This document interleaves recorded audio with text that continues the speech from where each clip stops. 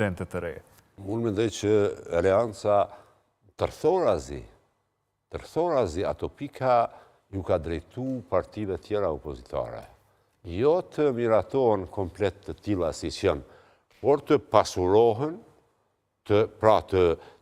praktikisht ka qenë ftesë në bindjen time për opozitën për të unifiku dhe për të kriju një platformë me cilën do të dilnin para Zotit Kurti.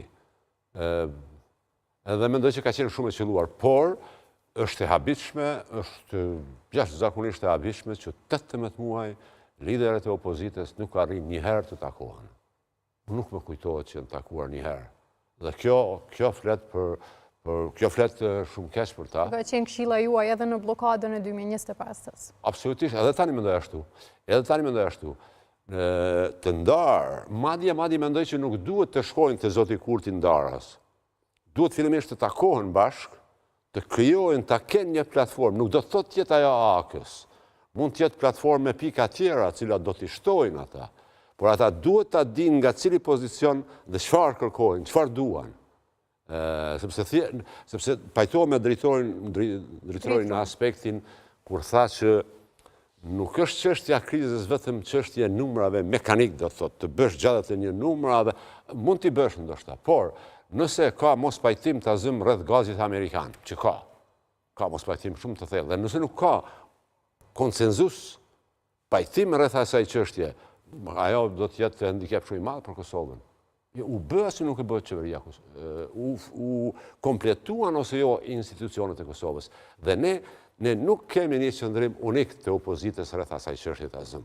Rreth asaj çështjes paku do të duhet kishin qëndrim unik. Të thonë që ne nuk pajtohemi nuk pranojmë, bisedojmë pa u arrit konsenzus rreth të azëm çështjes së gazit lëngshëm amerikan, që mendoj që është një çështje vendimtare.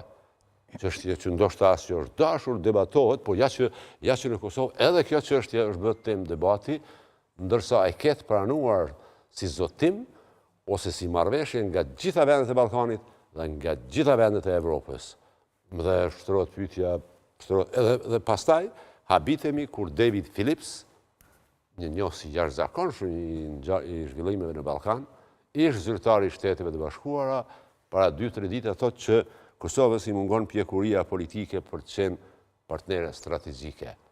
Dhe është hera parë, pas vitit 99, që Kosova nuk ka e përsi në raport me Shtetet e Bashkuara, sa e përket Serbisë. Pra, për të parë, Serbia është në e përsi në raportet me Shtetet e Bashkuara, në marrëdhëniet me Shtetet e Bashkuara, se në raport me ne.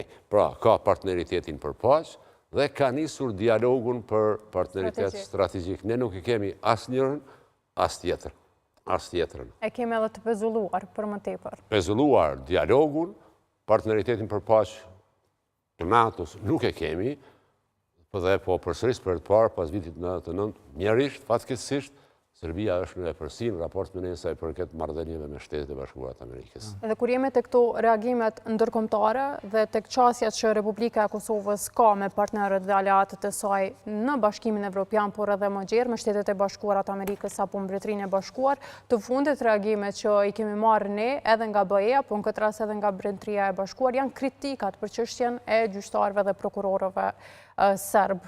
Do thotë, a pritni, zoti Arifi, që qeveria të bëjë ndonjë kompromis të paktën sa i përket gjyqtarëve, me qenë se kreu punë me prokurorët dhe ju tha jo përfundimisht? Po nuk qënë peshta është puna gjyqtarëve, po më duket që është pak edhe e stërvënuar, më thonë është që 4 vite ka ndodhur ajo dorëheqje, këta po më befason, prandaj thash qeveri më të paaft Kosova s'ka me pas, nuk besoj që ka me pas as tardhmen, s'ka pas kur. Për 4 vite do duhet ata shpallin konkursin të rekrutonin gjyqtarë serb të tjerë, pra jo ata që janë dorëhequr, pra nëse ata kanë ndonjë problematik me ligjin, sepse ata kanë ndonjë dorëheqje politike, dhe kështu që do duhet të ishin të papranueshëm. Por ti nuk ke nevojë të presësh ata, do duhet të shpallej konkursi shumë më herët, që ne ta kishim ata numra me gjykatë serb. Domethënë kjo është dështimi i qeverisë. A rrezikon që të kthehet kjo temë sërish në dialog? Çdo temë nuk është që ka mu rikëthy në dialog. Ato janë kushtet dhe obligimit që ne kemi marrë dhe më herët për gjykatësit dhe prokurorët serb. Pra dhe kushtetuta jonë na obligon që shumicën e pozitave të rëndësishme me pasat përqindjen e pakicës jo serbe dhe serbe. Kështu që këto gjëra veç që ka hupëm ko, prandaj thash politik bërja është menaxhim. Dhe po vrejet që kjo qeveri